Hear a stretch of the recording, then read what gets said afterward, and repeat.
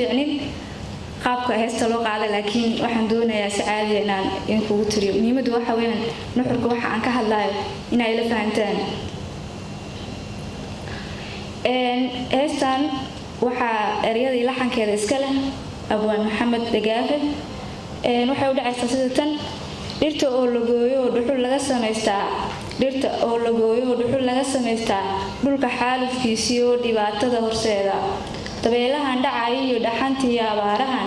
cibiladan isdhalo rogi waxa dhaliyay waa ficil dhoohana sameeyo bulshadu ka dhiidhiyo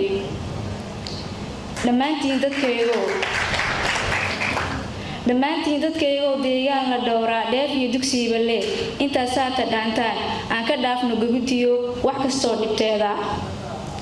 dhirteennii dhammaato dhoohana jaraaye mana dhiidhiyane maxaan dooranaynaa dhaxalkeennii weeye dhallinyarii waayeel miyaan ruuxna dhawanayn quruxdii dhulkeenniyo dhaayaheennii weeye daafaceed ku dhiirada dhammaantiin dadkaygo deegaan la dhowraa dheef iyo dugsiiba leh intaas saata dhaantaan dhirta noo badbaadsho aan ka dhaafno gubidiyo wax kastoo dhibteeda dhirta noo badbaadsho aan ka dhaafno gubidiyo wax kastoo dhibteeda waa mahadsantihiin